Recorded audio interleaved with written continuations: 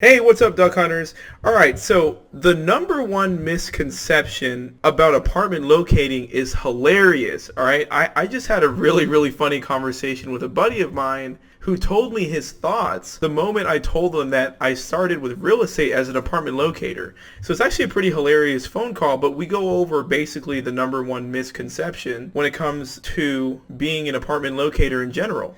So I hope you guys enjoyed this phone call, and then let's get started. Yo, when I first met you and you told me you were an apartment locator, the first thing that went through my mind was, why don't you just become a real estate agent and sell houses? Like a real real estate agent. Oh, that's so... Just think about it.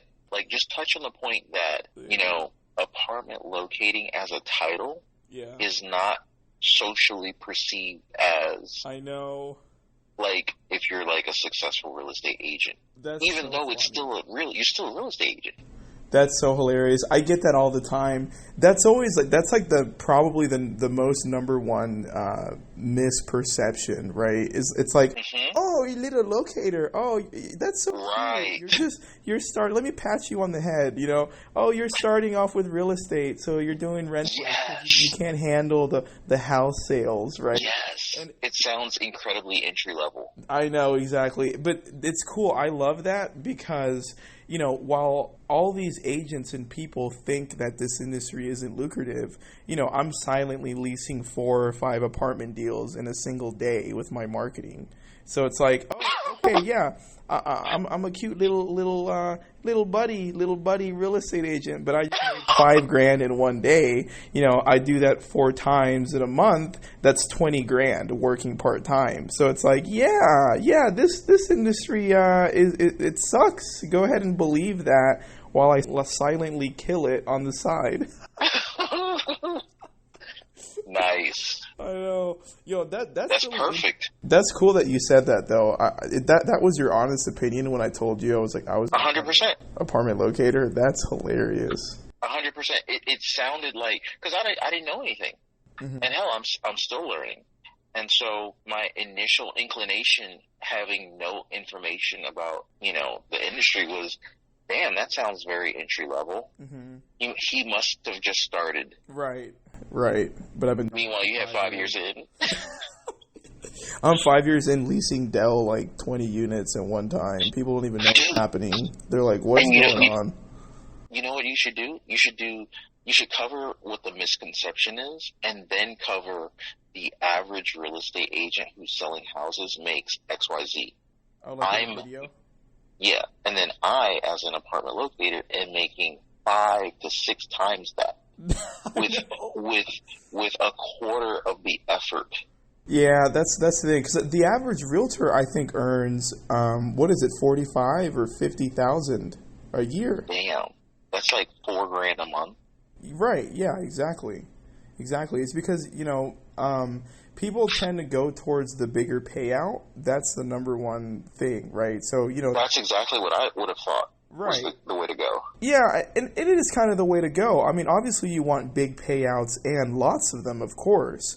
Yeah. That's obviously how you become rich. But the thing is, with real estate, when you're selling resale homes or new homes or just houses in general, you're going to grab a really big commission payout, which makes saving a lot easier, etc., and affording your bills.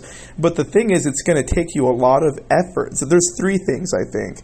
Number 1, it's going to take you a lot more effort to get that done. Number 2, it's going to take you a lot more time per client, right? So, it's not uncommon to work with one client for a couple months before you close them a house, where I just leased 5 different people in a single day, so then it's way faster apartment locating. The third thing about selling houses, is that people take it so seriously because they're buying a house, which is the number one, biggest expense of their lives. Right. So there's no room for, leniency. Well, there's just no room for error. If you're gonna try to sell someone a house, you've got to really be on it and be very, very professional. So you need a suit. If you're meeting them in person, you've got to answer every question. There's going to be tons of questions. You see my point? So those are the three things. It's so professional and it's such a big deal that it makes your job more stressful, right? So when people lease apartments, it's like, whatever, just get me an apartment, It's like, as long as it's class A, newer than, if it's fairly new, it's got wood floors, I don't care, as long as it's close to my job. So what does that translate into, right? Less stress for the agent because it's so laid back. I know agents that would lease multiple apartments in a single day with Nike shorts and flip-flops because no one cares. They're like, whatever, little guy, are you going to help me find an apartment? Here you go. Thank you. They don't care, But with a home, it's like, all right, what's the HOA? What are the regulations? Is this the right square footage? What's the price per square feet? No one is asking what the price per square feet is for an apartment. That doesn't exist. It's like, is it over 700 square feet? Yes. Is it close to my job? Yes. Is it new? Yes. All right, let's go. Let me sign the deal. That's all they care about. That's why you can lease several clients in a day. But with a house, it's what's the HOA? What's the policy? Is the yard side good? What's the dollar per square feet? I need to make sure I'm doing a good deal. Have you ran the comparables? There's no running comparables with apartments. Damn. There's so many little things to do.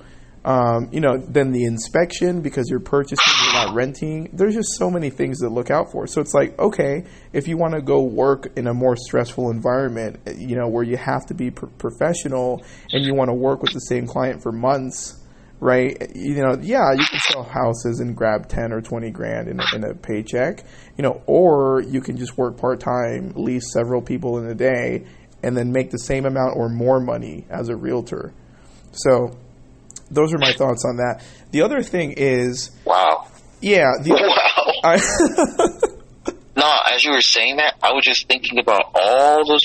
So, just to reiterate, you have to work just to find someone who even wants to buy a house and wants to work with you to get it, right? Right. So, that's a hassle in and of itself. Then you have to waste all this time. Oh, and then, of course, you want to pre-qualify them because you got to make sure that their credit's good enough to get a house. Exactly. And yeah. Then you have to show them all these houses that they're probably not going to like.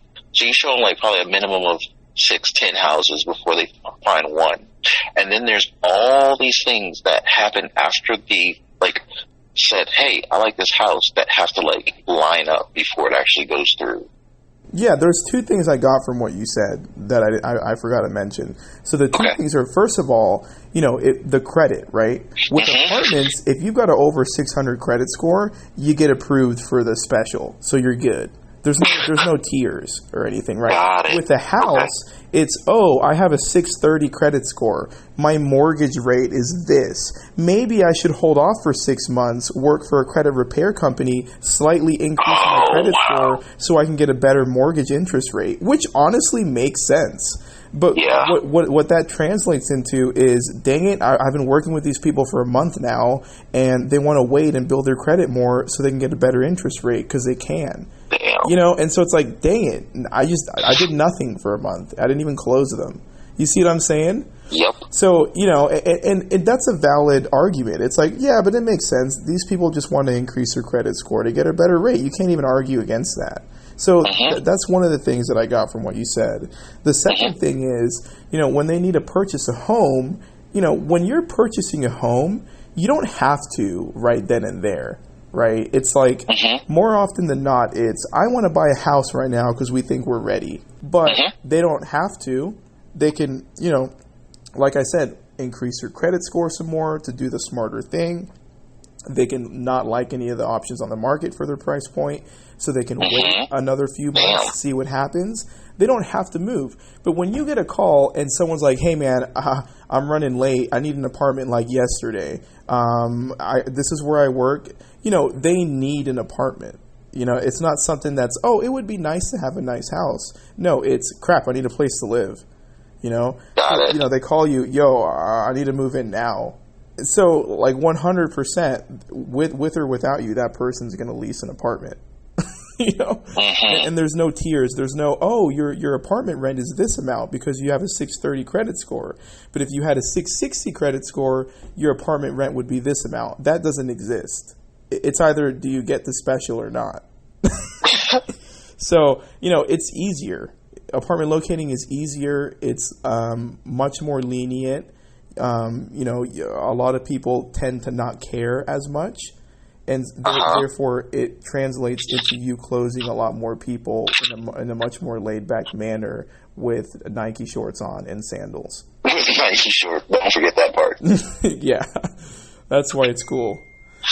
You know, so it's funny. It's like I hear people, they're like, oh, little apartment locator. Oh, hey, little buddy, you'll get there. Like, I love those comments because it's like, okay, yeah, you go ahead and keep on thinking that. I'm gonna just count my leases for the month.